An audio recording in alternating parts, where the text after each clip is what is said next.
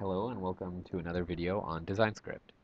In this video, I'm going to be discussing replication guides.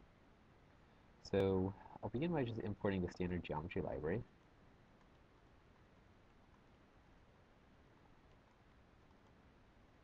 And creating a series of points.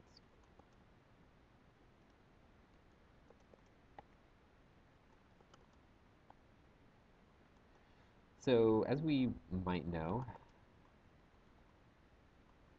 or might expect, X is a collection of values going from 0 to 10, and same with Y. It's basically the exact same collection.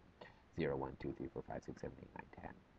Now if we were to actually make a point using these, point.by coordinates, using X and Y, DesignScript's going to do a sort of one-to-one pairing. Again, as we know, by coordinates normally takes a double value for each one of these parameters. But because of replication, it'll essentially call this function multiple times to produce multiple points. But again, if you have multiple collections going into this, it'll do one-to-one mapping between the elements of X and Y. It'll take the first element of X with the first element of Y, the second element of X with the second element of Y, etc., etc. So if we run this, it's just going to create a series of points in a straight line. So nothing spectacular. Okay, so that's it. Another way, though, to create a series of points or anything from calling elements of a function with a collection is to use replication guides. So I'll just begin by typing in two replication guides, or the replication guide syntax on these two collections. You'll notice the replication guide syntax starts with two numbers, both starting at 1 and increasing from there, enclosed in angle braces, so the less than and greater than sign. And you do that on the first element, the first collection, and then the second collection. And then what this essentially does, this kind of indication on these two collections, is to say, take the first element of X and pair it with every single element of Y. And take the second element of X and pair it with every single element of Y, and so on and so on. So what you end up with is a square matrix from two straight one-dimensional, a square two-dimensional matrix from two one-dimensional arrays. So we can just look at the output. And this is a kind of very intuitive kind of graphic display of what's happening.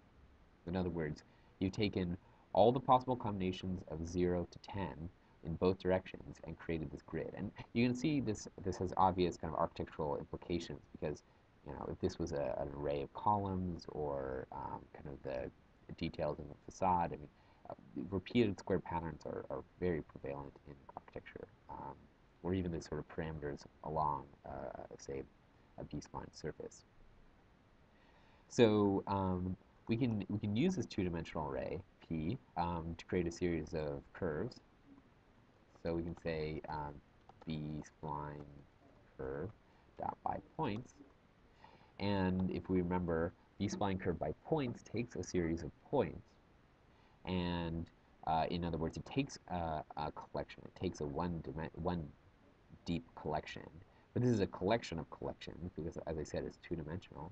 So it'll replicate across that. It'll basically call this function multiple times, and each one passing in that array. So we can see the result here.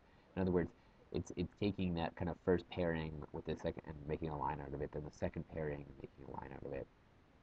And this can help illustrate why the numbering here matters. In other words, why it wasn't just sort of like an empty square less than equal sign something. Because we can actually change the direction, the orientation of this pairing. If we rerun this, we can see the lines are now going the opposite direction. Before they were going kind of parallel to the y, now they're going parallel to the x-axis. So, very, very simple syntax and sort of almost conceptually, but having huge kind of repercussions in sort of how much code is generated and quite useful. So the last thing is Z. We can actually sort of add in a third dimension to do three-dimensional replication guides. So we can say, add number 3 in here. And now, as you might expect, it's going to do kind of pairing across this third dimension, creating a cube. So this replication guides can generate a lot of geometry very quickly, as you can see. All right, well, that's replication guides. Thank you for watching.